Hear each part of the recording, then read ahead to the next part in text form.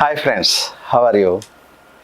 Thumbnail చూసి ఎంతో ఆసక్తితో ఈ వీడియో ఓపెన్ చేసిన మిమ్మల్ని మాత్రం నిరుత్సాహపరచకుండా ఎంతో ఆసక్తికరంగా చెప్పబోయే అంశం. లాస్ట్ వీడియోలో నేను చెప్పింది మన పీబీఐ ఫార్ములాలో ఫిజికల్ ఆస్పెక్ట్స్ గురించి చెప్పాను. ఫిజికల్ ఆస్పెక్ట్స్ బాగుండాలి అంటే లవ్ ఎట్ ఫస్ట్ సైట్ ఇలాగా ఏర్పడాలి, చూడగానే మనం నచ్చాలి అని చెప్పుకున్నాం. ఇప్పుడు అందులో రెండో భాగం బిహేవియరల్ ఆస్పెక్ట్స్. అంటే మన ప్రవర్తన, మనం ఏ విధంగా బిహేవ్ చేస్తాం, అది మన సెలక్షన్కి ఏ విధంగా హెల్ప్ అవుతుంది అనేది ఇప్పుడు చూస్తాం. సో ఇటువంటి ఇంట్రెస్టింగ్ ఐటమ్స్ మనం ఎన్నో డిస్కస్ చేయాల్సింది ఉంది. కాబట్టి మీరంతా నా ఛానల్కి సబ్స్క్రైబ్ చేసుకున్నారని తెలుస్తున్నాను. ఒకవేళ చేసుకోకపోతే వెంటనే చేసుకోండి. చేసుకున్నారు కదా, ఇక ముందుకెళ్దామా? Let's start.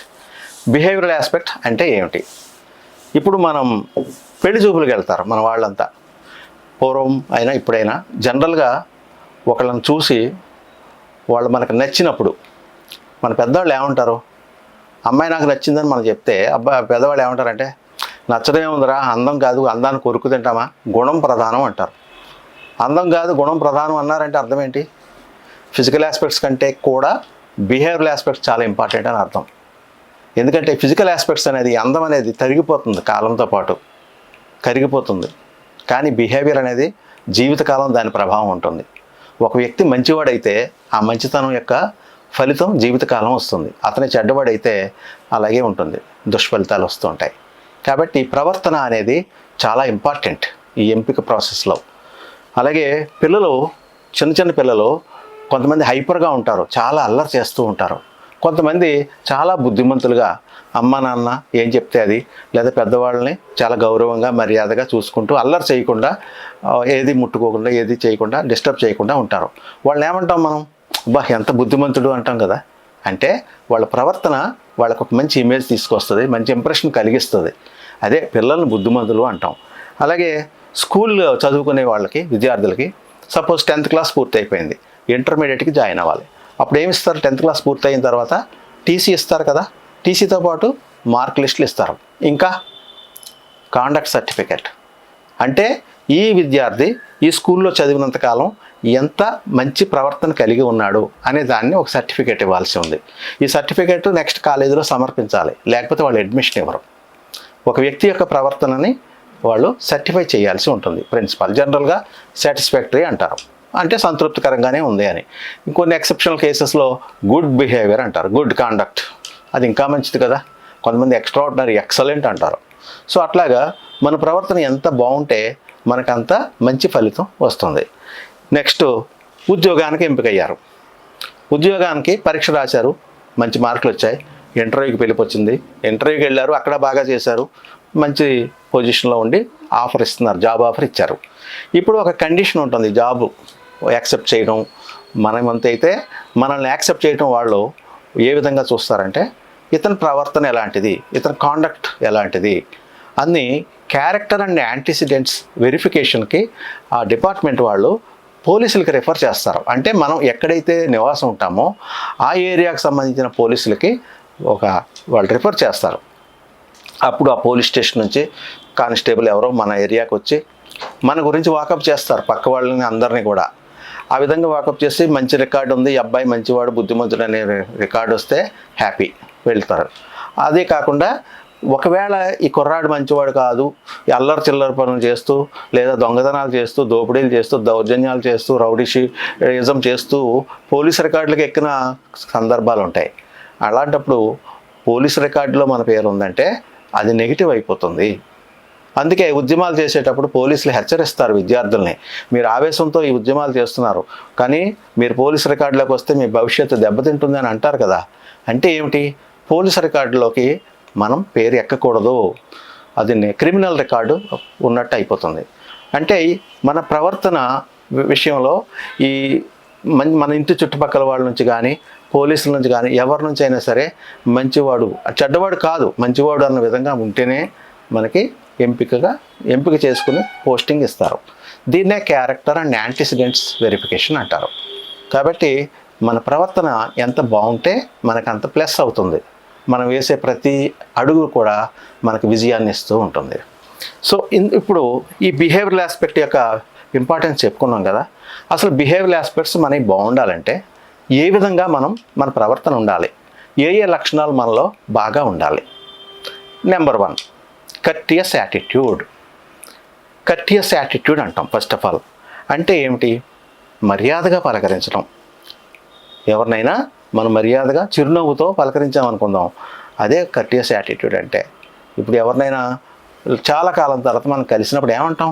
హాయ్, ఎలా ఉన్నారండి అంటాం కదా, అదే పరామర్శించడం. లేదా మనకు సంబంధికులు ఎవరికైనా ఏదైనా ఒక దుష్పరిణామం జరిగింది వాళ్ళ ఫ్యామిలీలో ఏదైనా, అప్పుడు మనం పరామర్శించడానికి వెళ్తాం.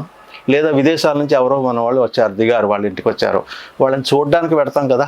లేదా ఒక ఇంటికి కొత్త కోడలు వస్తుంది, లేదా పిల్లలు చిన్న బాబు శిశువుని కని తీసుకుని వస్తారు, వాళ్ళు ఎలా ఉన్నారని చూడడానికి వెళ్తారు కదా మర్యాదగా. ఇవన్నీ కూడా కర్టిసీకి సంబంధించిన పాయింట్స్. అంటే మన బిహేవియరు అందరితోనూ సఖ్యతగా ఉండాలని కోరుకోవడం, దాన్నే కర్టియస్ యాటిట్యూడ్ అంటాం. సో ఇంకా మనం వెళ్ళినప్పుడు అవతల వాళ్ళు బాగా రిసీవ్ చేసుకోవాలి, కర్టిసీ కనబరచాలి. మనం వెళ్ళడమే కాదు, అంటే ఎవరన్నా మన ఇంటికి వచ్చినప్పుడు మనం మర్యాదగా రిసీవ్ చేసుకోవడం, వాళ్ళని ఒక కుర్చీ ఏదైనా ఆసనం వేసి కూర్చోమని చెప్పడం. అలాగే వాళ్ళకి ఏదైనా ఆఫర్ చేస్తాం కదా, ఏం తీసుకుంటారు? మంచినీళ్ళు తెస్తారు, లేదా కాఫీ, టీ ఇలాంటివి ఏమైనా తీసుకుంటారా అని అడుగుతాం కదా. ఇవన్నీ కూడా కర్టియస్ యాటిట్యూడే అవుతుంది. ఇంకా మనతో వాళ్ళు మాట్లాడడం అయిపోయిన తర్వాత వెళ్ళిపోతారు కదా, ఆ వెళ్ళే సమయంలో మళ్ళీ మనం ఊరుకోం కదా, వెంటనే వాళ్ళకి తగు రీతిలో వీడ్కోలు చెప్తాం. వీలైతే గుమ్మం దాకా వెళ్తాం, లేదా ఇంకా బయటికి వరకు వెళ్తాం. వాళ్ళ కారు దాకా వెళ్ళే వరకు చూసి చెప్తాం. ఇదంతా కూడా కర్టియస్ యాటిట్యూడ్ అవుతుంది. ఇంతేకాకుండా మన పెద్దలు అన్నప్పుడు పెద్దల్ని తగు రీతిలో గౌరవించడం. ఉదాహరణకి కురుక్షేత్ర యుద్ధం జరిగింది. ఆ యుద్ధంలో పాండవులు, కౌరవులు. పాండవ పక్షాన ధర్మరాజు అండ్ వాళ్ళ బ్రదర్స్ ఉన్నారు కదా, భీముడు, అర్జునుడు, నకులుడు, సహదేవుడు, కృష్ణుడు కూడా ఈ పక్షాన ఉన్నాడు. యుద్ధం ప్రారంభం కాబోయే ముందు ధర్మరాజు ఇలా చూసి ఒకసారి ఎదురుగా ఉన్న శత్రు సైన్యాన్ని చూసి, ఎవరాళ్ళు? కౌరవ సైన్యం. వాళ్ళకి భీష్మ పితామహుడు ఉన్నాడు కదా, అతనే సర్వసైన్యాధిపతి. ఈ వీళ్ళ గురువు ఉన్నాడు అవతల, ద్రోణాచార్యుడు, కృపాచార్యుడు, ఇలాంటి వాళ్ళంతా యోధానియోధులు, మహామహులంతా అవతల వైరుపక్షంలో ఉన్నారు. అప్పుడు ధర్మరాజు తన అస్త్రాలన్నీ వదిలేసి ఆ శత్రువుల వైపు వెళ్ళిపోతున్నాడు. అలాగా ఇదేమిటి ఇలా వెళ్ళిపోతున్నాడు అని అందరూ ఆశ్చర్యపోయి, ఆ తమ్ముళ్ళు అర్జునుడు, భీముడు, అందరూ, నకులుడు, సహదేవుడు అందరూ కూడా ధర్మరాజు వెనకాలే వెళ్ళారు. వెళ్తూ డైరెక్ట్గా భీష్ముడి దగ్గరికి వెళ్ళాడు ధర్మరాజు. వెళ్ళి ఆయనకి నమస్కరించి, పితామహ, అనివార్య కారణాల వల్ల మీతో యుద్ధానికి తడపడాల్సి వస్తుంది, మమ్మల్ని ఆశీర్వదించండి అని అడిగాడు. అప్పుడు ఆయన ప్రసన్న వదనంతో, ధర్మరాజా, నీకు విజయం కలుగుగాక అని దీవించాడు. అంటే ఇక్కడ చూడండి, ఈ యుద్ధంలో విజయం అనేది ఏ విధంగా వచ్చింది ధర్మరాజుకి? ఆ పెద్దల ఆశీస్సు వల్ల. భీష్ముడి దగ్గరికి వెళ్ళాడు, అలాగే ద్రోణుడి దగ్గరికి వెళ్ళాడు, కృపాచార్యుడి దగ్గరికి వెళ్ళాడు, వాళ్ళ గురువులు అతనికి. సో వాళ్ళందరి ఆశీస్సులు ముందుగా తీసుకోవడం, అదే కర్టిసీ. అంతేగాని పొగరగా ఎవడైతే నాకేంటి, ఎవరినైనా సరే నేను యుద్ధం చేసి ఓడించేస్తాను, చంపేస్తాను అనే విధంగా ఇతను బిహేవ్ చేయలేదు కదా. ఆ మర్యాదగా బిహేవ్ చేయడం వల్ల, ఆ పెద్దల ఆశీస్సులు అతనికి లభించడం వల్ల యుద్ధంలో వాళ్ళు ఓడిపోయారు, వీళ్ళకి గెలిచారు. ఓకే, ఇది మన మహాభారత యుద్ధం చెప్తుంది. అలాగే ఇంకొక ఇంపార్టెంట్ ఇన్సిడెంట్, ఈ యుద్ధం సందర్భంగానే అనేక దేశాల రాజులు కొంతమంది కౌరవ పక్షాన, కొంతమంది పాండవుల పక్షాన చేరారు కురుక్షేత్రంలో యుద్ధం చేయడానికి. ఆ సమయంలో మద్రదేశాధిపతి అంటే నకులుడు సహదేవుడు యొక్క తల్లి పేరు మాద్రి, ఆవిడ యొక్క సోదరుడు, వాళ్ళది మద్రదేశం. ఆ సోదరుడు శల్యుడు. ఆ శల్యుడు తన సమస్త సైన్యాలతోటి యుద్ధానికి తరలి వస్తున్నాడు. ఎవరి పక్షాన్ని వాళ్ళు అతను సహాయం చేయడానికి వస్తున్నాడు? మేనల్లుళ్ళు. ఎవరు? నకులుడు, సహదేవుడు, అంటే పాండవులకు సహాయం చేద్దామని ఆయన వస్తూ ఉంటే, దుర్యోధనుడు అతను ఎలాగైనా మన పక్షాన్ని రప్పించుకోవాలనే ఒక కుయ్యెత్తులు పన్ని అతనికి సకల మర్యాదలు ఏర్పాటు చేశాడు దారి పొడుగున. ఆ మర్యాదలన్నీ చూసి శల్యుడు పులకించిపోయాడు. ఇవన్నీ ధర్మరాజు నా కోసం చేస్తున్నాడేమో అనుకుని, ఇవి ఇంత మర్యాదలు చేస్తున్నా అతనికి నేను ఎంతైనా సేవ చేస్తాను, ఏం కోరినా నేను తీరుస్తాను అని అంటాడు. వెంటనే దుర్యోధనుడు దగ్గరికి వచ్చి మా శల్యుడికి నమస్కారం పెట్టి, నేనే ఇవన్నీ చేశాను, మీరు అన్నట్లుగా మీరు నాకు సహాయం చేయాలి, మీరు నా పక్షాన నుండి పోరాడాలన్నాడు. అప్పుడు సత్యానికి చాలా ఇంపార్టెంట్ కదా, ఇప్పటిలాగా మాట మార్చేయరు కదా. అతను అన్న మాట ప్రకారం దుర్యోధనుడి పక్షాన చేరి పోరాడటం జరిగింది. అయితే అతను పాండవులతో పోరాడినంటే ముఖ్యంగా దుర్యోధనుడు కోరుకున్నది ఏంటంటే, అవతల అర్జునుడికి శ్రీకృష్ణుడు రథసారథిగా ఉన్నాడు, ఈ పక్కన కర్ణుడికి, అర్జునుడికి ధీటైన వాడు కర్ణుడు, ఇతనికి తగిన యోగ్యుడైన అటు కృష్ణుడితో సమానంగా సారథ్యం వహించే వ్యక్తి లేడు, నీకు అందులో ప్రావీణ్యం ఉన్న మహానుభావులు మీరు మా కర్ణుడికి సారథ్యం వహించాలని కోరాడు. ఈ రోజుకి ఇంతటితో ముగిస్తున్నాను. ఇది మీకు నచ్చినట్లయితే వెంటనే మీ ఫ్రెండ్స్కి షేర్ చేయండి, లైక్ చేయండి. మరిన్ని వీడియోలు ఇలాంటివి చేసేందుకు నన్ను ప్రోత్సహించండి. ధన్యవాదాలు.